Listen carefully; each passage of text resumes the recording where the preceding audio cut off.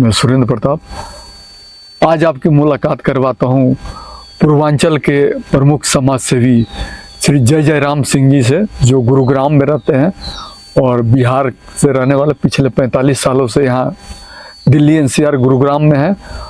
और आज इनसे बात करेंगे कि बिहार का पूर्वांचल का महान पर्व छठ के ऊपर।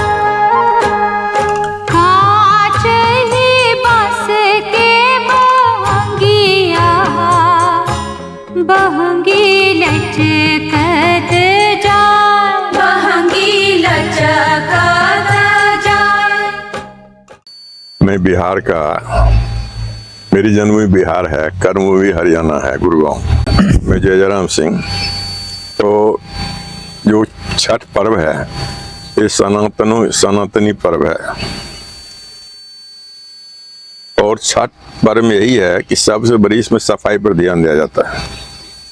अभी छठ में गांव में जितने आदमी होंगे पर्व के रोज पूरे गांव में झाड़ू लगाएंगे, साफ करेंगे, घर को साफ करेंगे। छठ पूजा में भगवान की पूरी प्रसाद चढ़ता है, गेहूं बनाते हैं। गेहूं को ऐसा करेंगे कि कोई चिड़िया उस गेहूं मुंह न डाले, अगर डाल दिया तो खत्म हो गया। बहुत ही सात्विक पर्व है। 4 रोज आदमी भूखे रहते हैं, सूर्य भगवान करते हैं। और सनातन में जो है वृक्ष को भी भगवान मानते हैं, देवता।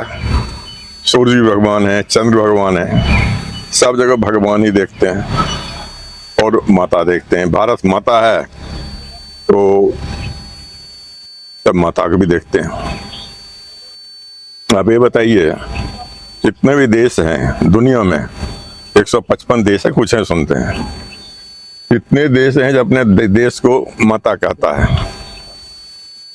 अपने देश को दुनिया में कितने देश में माता कहते हैं? एक भारत ही भारत माता कहता है। इंग्लैंड माता कहाँ कहता है? अमेरिका माता कहाँ कहता है? रूस माता कहाँ कहता है? पाकिस्तान माता कहाँ कहता है?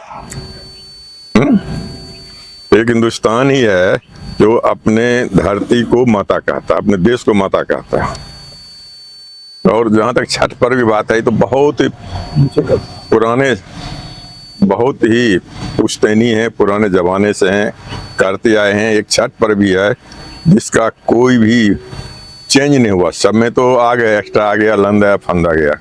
उस पर्व में सात्विक बहुत ज्यादा है, सफाई बहुत ज्यादा है। और सबसे बड़ी शारीरिक होता है। और 4 रोज जो आदमी भूखे रहेंगे, 4 रोज भूखे रह के जो भगवान की पूजा करेंगे उनका तो होता ही है। इसलिए छठ पूजा के पूरे देशवासियों के हमारे तरफ से बहुत बहुत शुभकामनाएं। दिल्ली एनसीआर गुरुग्राम में भी बड़ी धूमधाम से पूजा की पूरे देश में होते हैं, पूरे विदेश में भी होते हैं। इसलिए गुरुग्राम में तो होते ही हैं। जी जी जी तो करते हैं। एक बात है जोड़ने की है। लोग कहता है छठ पूजा जो है, कहता छुआछूत। छठ पूजा के दिन छुआछूत नहीं होता है। एक ही घाट पे पूरा समाज, लोअर से लेकर हायर कास्ट तक एक ही जगह सब जाते हैं, पूजा करते हैं। छुआछूत कहता, छुआछूत हम और आपने बनाया है। छुआछूत है कहाँ, था कहाँ? जी जी छुआछूत कहाँ था? तो क्या बच्चे जब जन्म लेता है, जब शादी ब्याह करते हो, फंक्शन करते हो, कोई जी जी कौन आता है? चमार, जिसको छुआछूत कहते हो। डोम, मरते तो डोम ही आग देता है। कहाँ छुआछूत है? नाई, धोबी, बनिजो है, सब साथ होते हैं। लेकिन हम आप एक दो पाखंडी हो गए हैं, जो पाखंड बढ़ा के जाति पात बना दिए। जात है, जात है, छुआछूत है, लंदे फंदे। समाज में कोई वैसा नहीं है। तो समाज में भी व्यक्ति चाहे तो इसको दूर कर सकता है। हम नहीं मानते हैं, छुआछूत नहीं मानते हैं, तो जाति पाति नहीं मानते। छठ महापर्व एक बहुत बड़ा उदाहरण है, जो भी सब जात के लोग एक घाट, सब जात के लोग, छोटे बड़े, गरीब अमीर, राजा महाराजा और भिखमंगे, सब एक साथ पूजा करते हैं। बहुत बड़ी अपने आप में मतलब उपलब्धि। ये समाज को जोड़ने की है। समाज एक कैसे जुटे। अरे हमारे पूर्वजों ने समाज को जोड़ने के लिए पर्व प्रथा बनाए। अब प्रयागराज क्या है, तो पूरा दुनिया का आदमी आएगा।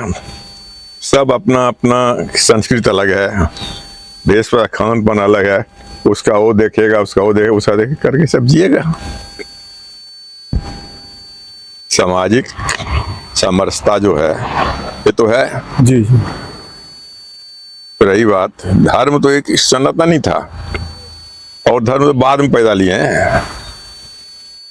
अब इस देश में भी मान लीजिए बहुत पहले बौद्ध धर्म, जैन धर्म, ये क्रिश्चियन और इस्लाम से पहले हुए हैं, जी लेकिन यहीं रहे, फैले नहीं ज्यादा दूर। लेकिन आज भी इनको सनातनी से रिश्ता है।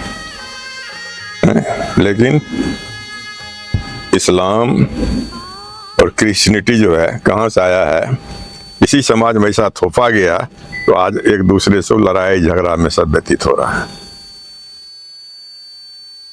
स्वार्थ की है, कोई जाति पात नहीं है, कोई धर्मवाद नहीं है। अगर धर्म होता तो मुसलमान उसमें झगड़ा नहीं करता, जाति होता तो जाट झगड़ा नहीं करता, पंडित झगड़ा नहीं करता।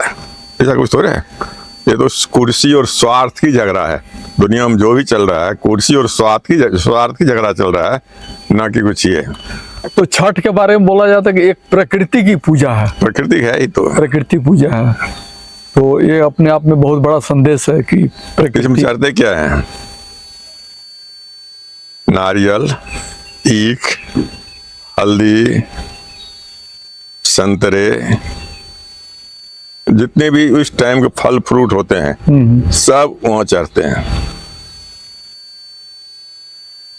तो इसमें लोकगीत का भी बहुत अपना एक महत्व है वो तो देखिए, छठ में। जितना भी हुआ लोकगीत होता ही है। जो भी चीज आगे बढ़ता है उसका लोकगीत बनता ही है। जी जी छठ के लोकगीत तो पुराना है ही। जी जी। आज आप देखो ना, मोदी गीत चल रहा है, जोग गीत चल रहा है, फलना गीत चल रहा है।